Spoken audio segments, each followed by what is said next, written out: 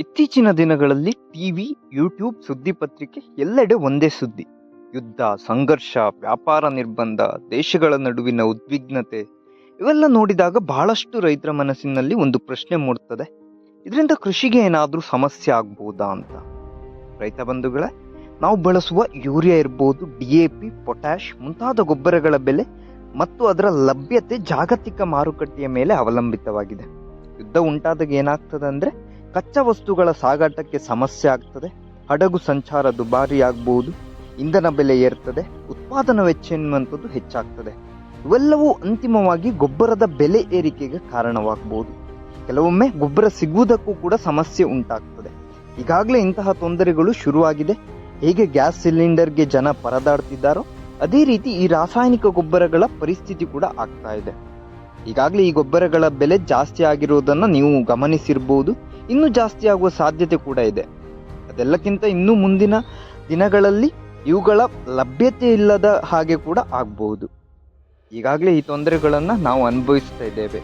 ಈಗಾಗಲೇ ನೋಡುವುದಾದ್ರೆ ಪೊಟ್ಯಾಶ್ನ ರೇಟು 45ಕ್ಕೂ ಜಾಸ್ತಿ ಮೀರಿ ಆಗಿದೆ. ಆದ್ರೆ ಸ್ನೇಹಿತರೆ, ಇದರಿಂದ ಹೆದರ್ಬೇಕಾದ ಅಗತ್ಯವೇನಿಲ್ಲ. ಯಾಕಂದ್ರೆ ನಮ್ಮ ತಾತ ಮುತ್ತ ಅಂತಿದ್ರು ಯೂರಿಯಾ ಚೀಲವನ್ನ ನೋಡಿರ್ಲಿಲ್ಲ, DAP ಚೀಲವನ್ನ ಕೂಡ ನೋಡಿರ್ಲಿಲ್ಲ, ಪೊಟ್ಯಾಶ್ ಅನ್ನ ಕೂಡ ನೋಡಿರ್ಲಿಲ್ಲ. ಆದ್ರೂ ಕೃಷಿ ಮಾಡ್ತಿದ್ರು, ಉತ್ತಮ ಫಸಲ್ ಅನ್ನುವಂಥದ್ದನ್ನು ಪಡೀತಿದ್ರು. ಹಾಗಾದ್ರೆ ಅವರು ಏನು ಬಳಸ್ತಿದ್ರು, ಇಂದು ಅದನ್ನೇ ವಿವರವಾಗಿ ನಾವು ತಿಳಿದುಕೊಳ್ಳೋಣ. ಅದಕ್ಕಿಂತ ಮುಂಚೆ ನಮ್ಮ ಚಾನಲ್ ನಿರುತ್ತರವನ್ನ ಯಾರೆಲ್ಲ ಇನ್ನೂ ಸಬ್ಸ್ಕ್ರೈಬ್ ಮಾಡ್ಕೊಳ್ಳಿಲ್ಲ ದಯವಿಟ್ಟು ಮಾಡ್ಕೊಳ್ಳಿ ಅಂತ ಹೇಳ್ತಾ ವಿಡಿಯೋವನ್ನ ಶುರು ಮಾಡೋಣ. ಮೊದಲಿಗೆ ಯೂರಿಯಾದ ಬಗ್ಗೆ ತಿಳಿದುಕೊಳ್ಳೋಣ. ಯೂರಿಯಾ ಅಂದ್ರೆ ನೈಟ್ರೋಜನ್ ಗೊಬ್ಬರ. ಗಿಡ ಹಸಿರಾಗಿ ಬೆಳೆಯಲು, ಹೊಸ ಚಿಗುರು ಬರಲು, ಎಲೆಗಳು ದಟ್ಟವಾಗಿ ಬೆಳೆಯಲು ಇನ್ನು ನೈಟ್ರೋಜನ್ ಅಗತ್ಯ. ಅದಕ್ಕಾಗಿಯೇ ಯೂರಿಯಾವನ್ನ ಹಸಿರು ಗೊಬ್ಬರ ಎಂದು ಕರೀತಾರೆ. ಆದ್ರೆ ಯೂರಿಯಾ ಸಿಗದಿದ್ರೆ ಏನು ಮಾಡಬೇಕು? ಅದಕ್ಕಿರುವ ಸಾವಯವ ಪರ್ಯಾಯ ಯಾವುದಂದ್ರೆ ಮೊದಲಿಗೆ ಇರುವಂತದ್ದು ಕೋಳಿ ಗೊಬ್ಬರ. ಕೋಳಿ ಗೊಬ್ಬರವನ್ನ ಅನೇಕ ತಜ್ಞರು ಯೂರಿಯಾಗೆ ಅತ್ಯುತ್ತಮ ಸಾವಯವ ಪರ್ಯಾಯ ಎಂದೇ ಪರಿಗಣಿಸುತ್ತಾರೆ. ಯಾಕೆಂದ್ರೆ ಇದರಲ್ಲಿ ನೈಟ್ರೋಜನ್ ಪ್ರಮಾಣ ಗೋಮಯ ಗೊಬ್ಬರಕ್ಕಿಂತ ಹೆಚ್ಚು ಇರ್ತದೆ. ಚೆನ್ನಾಗಿ ಕೊಳೆಸಿದ ಕೋಳಿ ಗೊಬ್ಬರವನ್ನ ಬಳಸಿದ್ರೆ ಗಿಡದ ಬೆಳವಣಿಗೆ ಉತ್ತಮ ಒಂದು ಸಹಾಯಕ ಆಗ್ತದೆ. ಅಂದ್ರೆ ಗಿಡದ ಬೆಳವಣಿಗೆಗೆ ಈ ಕೋಳಿ ಗೊಬ್ಬರ ಸಹಾಯ ಮಾಡ್ತದೆ. ಅಂದ್ರೆ ಅಟ್ಲೀಸ್ಟ್ ನೀವು 30ರಿಂದ 40 ದಿನ ಹಳೆಯ ಕೋಳಿ ಗೊಬ್ಬರವನ್ನ ಬಳಸಿ, ಆದ್ರೆ ಹೊಸ ಗೊಬ್ಬರವನ್ನ ನೇರವಾಗಿ ಹಾಕ್ಲಿಕ್ಕೆ ಹೋಗ್ಬೇಡಿ. ಯಾಕಂದ್ರೆ ಅದರ ಉಷ್ಣತೆ ಬೇರುಗಳಿಗೆ ಹಾನಿ ಕೂಡ ಮಾಡಬಹುದು. ಇನ್ನು ಯೂರಿಯಾಕ್ಕೆ ಎರಡನೇ ಅತ್ಯುತ್ತಮ ಒಂದು ಪರ್ಯಾಯ ಗೊಬ್ಬರ ಅಂದ್ರೆ ಅದು ಗೋಮಯ ಅಥವಾ ಗೊಬ್ಬರ ಅಂದ್ರೆ ಸಗಣಿ ಗೊಬ್ಬರ. ಇದು ಮಣ್ಣನ್ನ ಜೀವಂತ ಮಾಡುವಂತ ಒಂದು ಅತ್ಯುತ್ತಮ ಗೊಬ್ಬರ. ನೀರನ್ನ ಹಿಡಿದಿಡುವ ಸಾಮರ್ಥ್ಯವನ್ನ ಕೂಡ ಇದು ಹೊಂದಿದೆ. ರಾಸಾಯನಿಕ ಗೊಬ್ಬರಗಳು ಮಣ್ಣಿಗೆ ಪೋಷಕಾಂಶ ಕೊಡಬಹುದು, ಆದ್ರೆ ಈ ಗೋಮಯ ಗೊಬ್ಬರ ಎನ್ನುವಂಥದ್ದು ಮಣ್ಣನ್ನೇ ಜೀವಂತವಾಗಿಸ್ತದೆ. ಇನ್ನು ಯೂರಿಯಾಕ್ಕೆ ಮೂರನೇ ಅತ್ಯುತ್ತಮ ಪರ್ಯಾಯ ಗೊಬ್ಬರ ನೋಡುವುದಾದ್ರೆ ಅದು ಕಡಲೆ ಹಿಂಡಿ. ಇದರ ಬಗ್ಗೆ ನಿಮ್ಗೆಲ್ರಿಗೂ ಗೊತ್ತೇ ಇರುವಂತದ್ದು.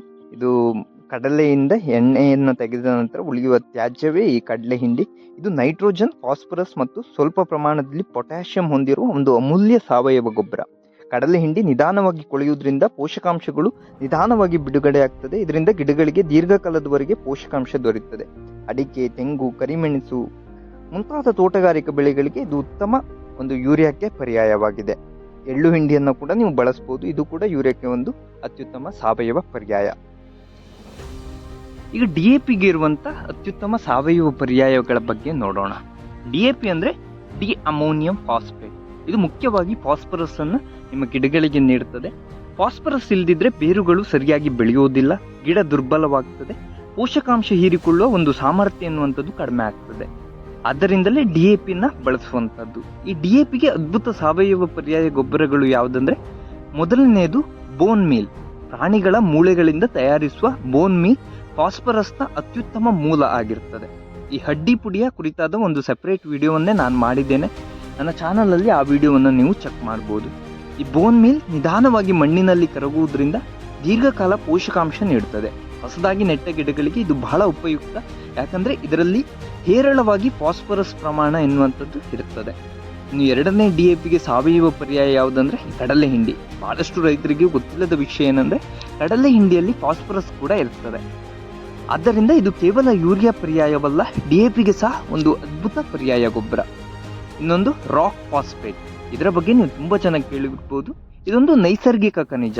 ರಾಸಾಯನಿಕ DAP ಅಂತೆ ತಕ್ಷಣ ಕೆಲಸ ಮಾಡುವುದಿಲ್ಲ, ಆದರೆ ನಿಧಾನವಾಗಿ ಮಣ್ಣಿನಲ್ಲಿ ಕರಗಿ ಹಲವು ತಿಂಗಳುಗಳವರೆಗೆ ಫಾಸ್ಫರಸ್ ಅನ್ನ ನಿಮ್ಮ ಗಿಡಗಳಿಗೆ ಒದಗಿಸ್ತಾನೆ ಇರುತ್ತದೆ. ಇದನ್ನ ಸಾವಯವ ಕೃಷಿಕರು ಜಾಸ್ತಿಯಾಗಿ ಬಳಸ್ತಾ ಬಂದಿದ್ದಾರೆ. ನೀವು ಕೂಡ ಈ ರಾಕ್ ಫಾಸ್ಫೇಟ್ ಅನ್ನ ಒಮ್ಮೆ ಟ್ರೈ ಮಾಡಿ ನೋಡಿ. ಇನ್ನೊಂದು DAPಗೆ ಅದ್ಭುತ ಒಂದು ಪರ್ಯಾಯ ಗೊಬ್ಬರ ಅಂದ್ರೆ ವರ್ಮಿ ಕಾಂಪೋಸ್ಟ್. ಹುಳುಗಳ ಮೂಲಕ ತಯಾರಾಗುವ ವರ್ಮಿ ಕಾಂಪೋಸ್ಟ್ ಕೇವಲ ಸಾವಯವ ಗೊಬ್ಬರ ಅಲ್ಲ, ಇದೊಂದು ನಿಮ್ಮ ಎರೆಹುಳುಗಳ ಮೂಲಕ ತಯಾರಾಗುವಂತ ಒಂದು ಕಾಂಪೋಸ್ಟ್ ಗೊಬ್ಬರ. ಇದು ಸಂಪೂರ್ಣ ಪೋಷಕಾಂಶಗಳ ಒಂದು ಪ್ಯಾಕೇಜ್ ಅಂತಾನೆ ಹೇಳ್ಬೋದು. ಇದರಲ್ಲಿ ಫಾಸ್ಫರಸ್ ಕೂಡ ಅತಿಯಾಗಿರ್ತದೆ. ಇನ್ನು ಈ ವರ್ಮಿ ಕಾಂಪೋಸ್ಟ್ ಹೇಗೆ ಮಾಡುವುದು ಅಂತ ಡೌಟ್ ಇದ್ರೆ ಇದರ ಕುರಿತಾದ ವಿಡಿಯೋ ಕೂಡ ಮಾಡಿದ್ದೇನೆ, ನೀವು ನೋಡ್ಬೋದು ಅದನ್ನ ಕೂಡ. ಇದಿಷ್ಟು DAPಗೆ ಇರುವಂತ ಸಾವಯವ ಪರ್ಯಾಯ ಗೊಬ್ಬರಗಳ ಬಗ್ಗೆ. ಈಗ ಪೊಟ್ಯಾಶ್ ಬಗ್ಗೆ ತಿಳೋಣ. ಅಡಿಕೆ ರೈತರಿಗೆ, ತೋಟಗಾರಿಕೆ ಬೆಳೆಗೆ ಅತ್ಯಂತ ಮುಖ್ಯವಾದ ಪೋಷಕಾಂಶಗಳಲ್ಲಿ ಒಂದು ಪೊಟ್ಯಾಷಿಯಂ.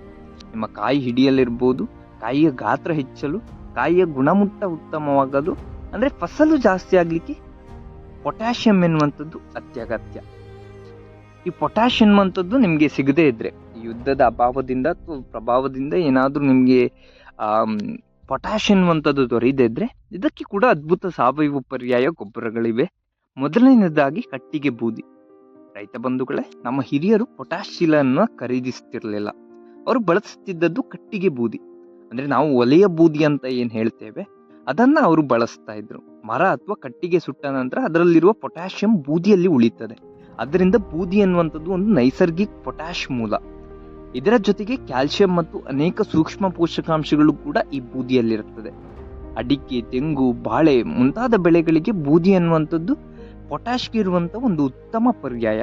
ಈ ಬೂದಿ ಹೇಗೆ ಬಳಸಬೇಕು, ಏನೆಲ್ಲ ಉಪಯೋಗ ಇದರಿಂದ ಇರುತ್ತದೆ ಅನ್ನುವಂಥದ್ದನ್ನ ನಾನೊಂದು ಸಪರೇಟ್ ವಿಡಿಯೋನೇ ಮಾಡಿದ್ದೇನೆ, ಅದನ್ನ ಕೂಡ ನೀವು ನನ್ನ ಚಾನಲ್ ಅಲ್ಲಿ ಚೆಕ್ ಮಾಡಬಹುದು. ಇನ್ನೊಂದು ಎರಡನೇ ಪರ್ಯಾಯ ಅಂದ್ರೆ ಸುಡುಮಣ್ಣು. ಇದನ್ನು ಬಹಳಷ್ಟು ಹಿರಿಯ ರೈತರು ಇಂದಿಗೂ ಬಳಸ್ತಾರೆ. ಅದು ಎಲೆಗಳಿರ್ಬೋದು, ಕಸಕಡ್ಡಿಗಳು, ಅದನ್ನ ಮಣ್ಣಿನ ಜೊತೆ ಮಿಕ್ಸ್ ಮಾಡಿ ಸುಡೋದ್ರಿಂದ ಈ ಸುಡುಮಣ್ಣು ತಯಾರಾಗ್ತದೆ. ಅನೇಕರಿಗೆ ಸುಡುಮಣ್ಣಿನ ಬಗ್ಗೆ ಒಂದು ಮಿಸ್ಕನ್ಸೆಪ್ಷನ್ ಇದೆ. ಅದೇನಂದ್ರೆ ಸುಡುಮಣ್ಣಂದ್ರೆ ಹೊಲದ ಮಣ್ಣಿಗೆ ಡೈರೆಕ್ಟ್ ಆಗಿ ಬೆಂಕಿ ಹಾಕೋದು ಅಂತ. ಅದು ಹಾಗಲ್ಲ. ಸುಡುಮಣ್ಣು ಸೆಪರೇಟ್ ಆಗಿ ಒಂದು ಕಡೆ ತಯಾರಿಸುವಂಥದ್ದು. ಅದಾದ ನಂತರ ಅದನ್ನ ನಮ್ಮ ತೋಟ ಅಥವಾ ಯಾವುದೇ ಬೆಳೆಗಳಿಗೆ ಕೂಡ ಬಳಸುವಂಥದ್ದು. ಅದನ್ನ ಹೇಗೆ ಮಾಡೋದು ಅಂತ ಕೂಡ ನಾನು ರೀಸೆಂಟ್ ಆಗಿ ನನ್ನ ವಿಡಿಯೋದಲ್ಲಿ ತಿಳಿಸಿಕೊಟ್ಟಿದ್ದೇನೆ, ಅದನ್ನು ಕೂಡ ನೀವು ಒಮ್ಮೆ ಚೆಕ್ ಮಾಡಿ. ಈ ಸುಡುಮಣ್ಣಿನ ಬಗ್ಗೆ ಜ್ಞಾನ ಅನೇಕ ರೈತರಿಗೆ ಕಡಿಮೆ ಇದೆ. ಇನ್ನು ಪೊಟ್ಯಾಶ್ನ ಮೂಲ ಆಕಾರದ ಬಗ್ಗೆ ನೋಡುವುದಾದ್ರೆ ಬೇವಿನ ಹಿಂಡಿ. ಅಡಿಕೆ ತೋಟದಲ್ಲಿ ಅಥವಾ ಕೃಷಿಯಲ್ಲಿ ಅತ್ಯಂತ ಜನಪ್ರಿಯ ಸಾವಯವ ಗೊಬ್ಬರಗಳಲ್ಲಿ ಬೇವಿನ ಹಿಂಡಿ ಕೂಡ ಒಂದು. ಬಹಳಷ್ಟು ಜನರು ಇದನ್ನು ಕೇವಲ ಕೀಟ ನಿಯಂತ್ರಣಕ್ಕೆ ಅಂತ ಬಳಸ್ತಾರೆ. ಆದ್ರೆ ಈ ಬೇವಿನ ಹಿಂಡಿ ಅನ್ನುವಂಥದ್ದು ನೈಟ್ರೋಜನ್, ಫಾಸ್ಫರಸ್ ಮತ್ತೆ ಪೊಟ್ಯಾಷಿಯಂ ಮತ್ತು ಹಲವು ಸೂಕ್ಷ್ಮ ಪೋಷಕಾಂಶಗಳು ಇದರಲ್ಲಿ ಹೊಂದಿರುತ್ತದೆ. ಮಣ್ಣಿನ ಆರೋಗ್ಯ ಸುಧಾರಿಸಲು ಮತ್ತು ಬೇರುಗಳ ಸುತ್ತಲಿನ ವಾತಾವರಣವನ್ನು ಉತ್ತಮಗೊಳಿಸಲು ಈ ಬೇವಿನ ಹಿಂಡಿ ಅನ್ನುವಂಥದ್ದು ಸಹಾಯ ಮಾಡ್ತದೆ. ಇದರಲ್ಲಿ ಪೊಟ್ಯಾಶ್ನ ಅಂಶ ಜಾಸ್ತಿ ಇರೋದ್ರಿಂದ ಇದೊಂದು ಪೊಟ್ಯಾಶ್ಗೆ ಬದಲಿ ಗೊಬ್ಬರ ಕೂಡ ಆಗ್ತದೆ. ಅದೆಲ್ಲದರ ಜೊತೆ ಕಡಲೆ ಹಿಂಡಿ ಕೂಡ ನೀವು ಪೊಟ್ಯಾಶ್ನ ಬದಲಿ ಗೊಬ್ಬರ ಆಗಿ ಬಳಸಬಹುದು. ಮೇನ್ ಆಗಿ ನೋಡುವುದಾದ್ರೆ ಈ ಬಾಳೆ ಕಾಂಡ ಅಂತ ಕೇಳಿರ್ಬೋದು, ಬಾಳೆ ದಿಂಡು. ಒಂದು ಬಾಳೆ ಗಿಡ ಕಟಾವಾದ ನಂತರ ಅದರ ಕಾಂಡವನ್ನ ತ್ಯಾಜ್ಯವೆಂದು ಪರಿಗಣಿಸಬೇಡಿ. ಅದರಲ್ಲಿರುವ ಪೊಟ್ಯಾಷಿಯಂ ಪ್ರಮಾಣವೇ ಅದನ್ನ ಅಮೂಲ್ಯವಾಗಿಸುತ್ತದೆ. ಯಾಕಂದ್ರೆ ಬಾಳೆ ಕಾಂಡದಿಂದ ದ್ರವ ಗೊಬ್ಬರ ತಯಾರಿಸಬಹುದು ಅಥವಾ ಕಾಂಪೋಸ್ಟ್ ಮಾಡಿ ಕೂಡ ಇದನ್ನ ಬಳಸಬಹುದು. ಇದೊಂದು ಅದ್ಭುತ ಪೊಟ್ಯಾಶ್ನ ಆಗರ ಆಗಿದೆ. ಅಂದ್ರೆ ಇದರಲ್ಲಿ ಪೊಟ್ಯಾಶ್ನ ಅಂಶ ತುಂಬಾ ಇರ್ತದೆ. ಇದನ್ನೊಮ್ಮೆ ನೀವು ಟ್ರೈ ಮಾಡಿ ನೋಡಿ. ಇನ್ನು ಅಡಿಕೆ ಹಾಳೆ ಕಾಂಪೋಸ್ಟ್ ಕೂಡ ಮಾಡಬಹುದು. ಅಡಿಕೆ ತೋಟದಲ್ಲಿ ಪ್ರತಿ ವರ್ಷ ಬೀಳುವ ಹಾಳೆಗಳನ್ನು ಒಂದು ಸರಿಯಾದ ರೀತಿಯಲ್ಲಿ ಕೊಳೆಸಿದ್ರೆ ಇದು ಕೂಡ ನಿಮಗೆ ಒಂದು ಪೊಟ್ಯಾಶ್ ಇರುವಂತ ಒಂದು ಅಂಶವನ್ನ ಒಂದು ಬಿಡುಗಡೆ ಮಾಡ್ತದೆ. ಇದನ್ನ ಕೂಡ ನೀವು ಬಳಸಬಹುದು. ಮೇನ್ ಆಗಿ ಹೇಳುವುದಂದ್ರೆ ರೈತ ಬಂಧುಗಳೇ, ಇಲ್ಲಿ ಒಂದು ವಿಷಯವನ್ನ ನೀವು ಅರ್ಥ ಮಾಡಿಕೊಳ್ಬೇಕು. ಒಂದು ಚೀಲ ಯೂರಿಯಾಗೆ ಒಂದು ಬುಟ್ಟಿ ಗೋಮಯ ಅಥವಾ ಗೊಬ್ಬರ ಸಮಾನ ಅಲ್ಲ. ಒಂದು ಚೀಲ ಪೊಟ್ಯಾಶ್ಗೆ ಒಂದು ಬಕೆಟ್ ಬೂದಿ ಕೂಡ ಸಮಾನ ಅಲ್ಲ. ಅವುಗಳ ಪೋಷಕಾಂಶಗಳ ಸಾಂದ್ರತೆ ಬೇರೆ. ಆದ್ರೆ ಸಾವಯವ ಪರ್ಯಾಯಗಳು ದೊಡ್ಡ ಶಕ್ತಿ ಏನಂದ್ರೆ ಅವು ಮಣ್ಣನ್ನ ಜೀವಂತವಾಗಿಸ್ತದೆ, ಮಣ್ಣಿನಲ್ಲಿ ಜೀವಾಣುಗಳನ್ನ ಹೆಚ್ಚಿಸ್ತದೆ, ನೀರನ್ನ ಹಿಡಿದಿಡುವ ಸಾಮರ್ಥ್ಯವನ್ನ ಕೂಡ ಇದು ಹೆಚ್ಚಿಸ್ತದೆ. ದೀರ್ಘಾವಧಿಯಲ್ಲಿ ಗೊಬ್ಬರದ ಅವಲಂಬನೆ ಕೂಡ ಕಡಿಮೆ ಮಾಡುತ್ತದೆ. ಮೇನ್ ಆಗಿ ನಾನು ಹೇಳುವುದೇನೆಂದ್ರೆ ಯೂರಿಯಾ, DAP ಮತ್ತು ಪೊಟ್ಯಾಶ್ ಚೀಲಗಳಲ್ಲಿ ಮಾತ್ರ ಪೋಷಕಾಂಶಗಳಿವೆ ಎಂದು ನಾವು ಭಾವಿಸಿದ್ದೇವೆ. ಅದು ತಪ್ಪು. ಪ್ರಕೃತಿಯಲ್ಲಿಯೇ ಕಡಲೆ ಹಿಂಡಿ, ಬೇವಿನ ಹಿಂಡಿ, ಮರದ ಬೂದಿ, ಸುಡುಮಣ್ಣು, ಗೋಮಯ, ಕೋಳಿ ಗೊಬ್ಬರ ಇವೆಲ್ಲ ಒಂದು ಪ್ರಕೃತಿ ಕೊಡುವಂತ ಒಂದು ಅತ್ಯುನ್ನತ ಸಂಪನ್ಮೂಲ ಆಗಿದೆ. ಇವುಗಳನ್ನ ನಾವು ಸರಿಯಾದ ರೀತಿಯಲ್ಲಿ ಬಳಸಿದ್ರೆ ಗೊಬ್ಬರ ವೆಚ್ಚ ಕಡಿಮೆ ಆಗ್ತದೆ. ಅದಕ್ಕಿಂತ ಹೆಚ್ಚಾಗಿ ನಮ್ಮ ಮಣ್ಣನ್ನು ನಾವು ಆರೋಗ್ಯಗೊಳಿಸಬಹುದು. ಈ ರಾಸಾಯನಿಕ ಗೊಬ್ಬರಕ್ಕೆ ಒಂದು ಮೊರೆ ಹೋಗುವುದನ್ನು ನಾವು ತಪ್ಪಿಸಬಹುದು. ಯುದ್ಧ ಉಂಟಾಗದಿರಲಿ, ಗೊಬ್ಬರ ದುಬಾರಿ ಆಗಲಿ ಅಥವಾ ಸಿಗದೇ ಇರಲಿ, ನಮ್ಮ ಬಳಿ ಇರುವಂಥ ಈ ನೈಸರ್ಗಿಕ ಸಂಪನ್ಮೂಲಗಳನ್ನು ಬಳಸುವ ಕಡೆ ಗಮನ ಹರಿಸೋಣ ಅಂತ ಹೇಳ್ತಾ ಈ ವಿಡಿಯೋವನ್ನು ನಾನು ಇಲ್ಲೇ ಮುಗಿಸ್ತೇನೆ. ಆ್ಯಸ್ ಯೂಶುವಲ್ ವಿಡಿಯೋ ಇಷ್ಟ ಆದರೆ ಲೈಕ್ ಮಾಡಿ, ಹಾಗೆಯೇ ನಿಮ್ಮ ಮಿತ್ರರಿಗೂ ಕೂಡ ಶೇರ್ ಮಾಡಿ. ಅದರ ಜೊತೆ ನನ್ನ ಚಾನಲ್ ನಿರುತ್ತರವನ್ನು ಸಬ್ಸ್ಕ್ರೈಬ್ ಮಾಡಿಕೊಳ್ಳಿ.